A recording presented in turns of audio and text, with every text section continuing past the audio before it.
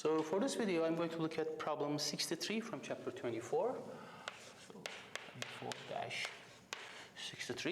24-63. So here we have a slab of width d and dielectric constant K that's inserted into a distance x into the space between square parallel plates of side L of a capacitor as shown in the figure. So the figure looks a bit like this.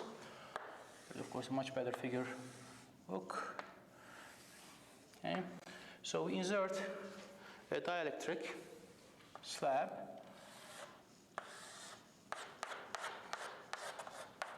of dielectric constant K, it has thickness D,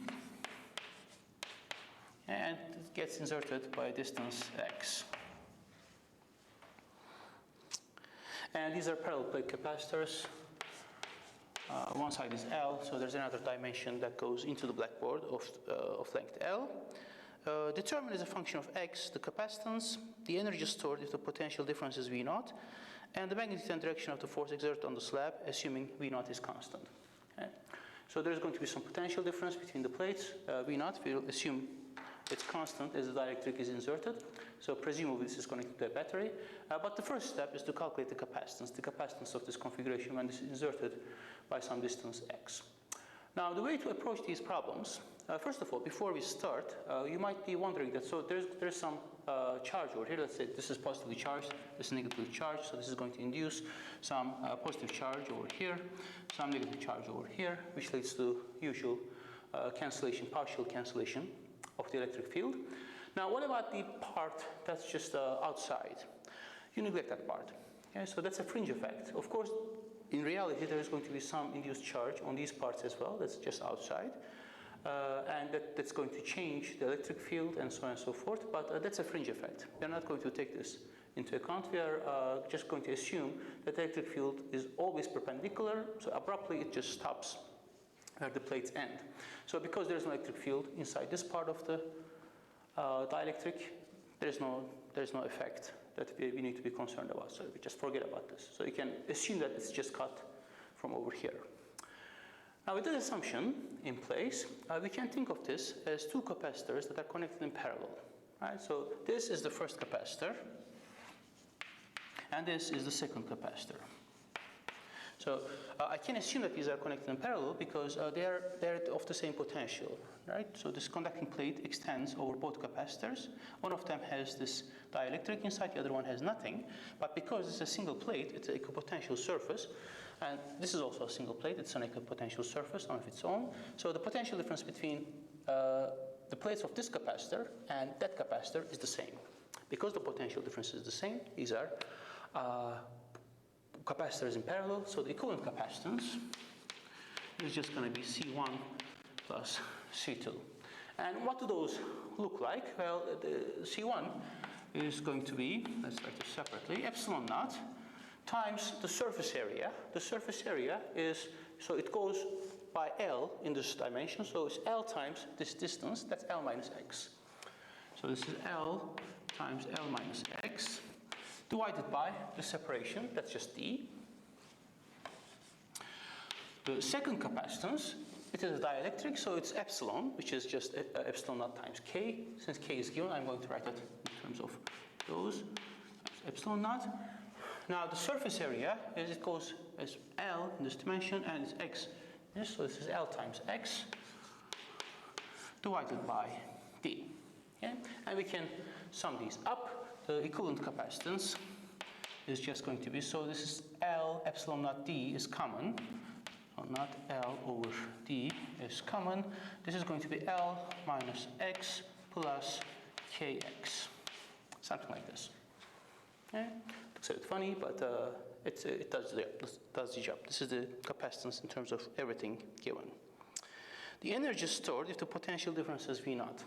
Now the energy stored has a number of different formulas, but I think the most useful one here is going to be a half C delta V squared. Okay? We already know the capacitance. They tell us that the delta V is V0. So this is just going to be a half this thing here. So I'll just write it C equivalent V0 squared. Okay? So this is going to, and let's write this explicitly because we are going to use it. reduce it.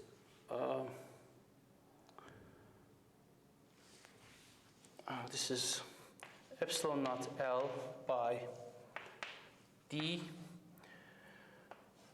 L minus X plus Kx V naught squared. Okay? So this is the potential energy. And the magnitude and direction of the force exerted on the slab. Okay? Now, the magnitude of the force is going to be, well, we'll come to the magnitude of the force, but the direction of the force is going to be something that's pulling this inside. Now, why is that? Because this part, by our assumption, this part of the plate capacitor is positively charged, this is negatively charged. It induces a negative charge on this side of the dielectric and a positive charge on this side of the dielectric. So these negative charges are going to attract these positive charges. Well, they will be repelled by these, but these are closer. Okay? So there's going to be some attraction between these two, some net attraction. And these negative charges are going to be attracted by these positive charges. Again, they are going to be repelled by these, but these are closer. So there's going to be some attraction that these negative charges feel too. So both of these feel some attraction, so they'll just going to be sucked into this cavity. This dielectric, when you bring it close to the capacitor, it's just going to try to get more and more inside the capacitor. Okay? So the direction is going to be this way. Now what about the magnitude? Now to get the magnitude, let's draw a coordinate system to make things a bit more concrete. Now we know the potential energy, and that potential energy just happens to be, this is x, that's why I chose this as x. So perhaps you could choose a coordinate system like this. It looks a little bit funny, but doesn't really matter. Then this x would stand for the position of the tip of this dielectric. And so it depends on this coordinate, and if I know how it depends on that coordinate, I can actually calculate that component of the force, and that force is just going to be the only force, because this x component is the only force that we expect that's going to happen. By symmetry, the y component is going to disappear. By symmetry, the z component is going to disappear. If there is a force, it can only be in the x direction. And how do we do that? Well, the x component is the derivative of the potential energy with respect to x with a negative sign. The negative sign is not very important here. We can take this derivative, so all of this actually remains the same. I have epsilon naught L d V naught square. In the inside, we're going to get k minus 1. Okay? So I have epsilon naught L by d k minus 1 times V naught square. And that will be the magnitude of the force. Okay? So this is the magnitude. There's a negative sign, I know, but doesn't really matter. The direction you can deduce from the arguments. So we'll say that this is the magnitude of the force, like so, and the direction is going to be, for this figure, which is compatible with what's in the book, is towards left. Right?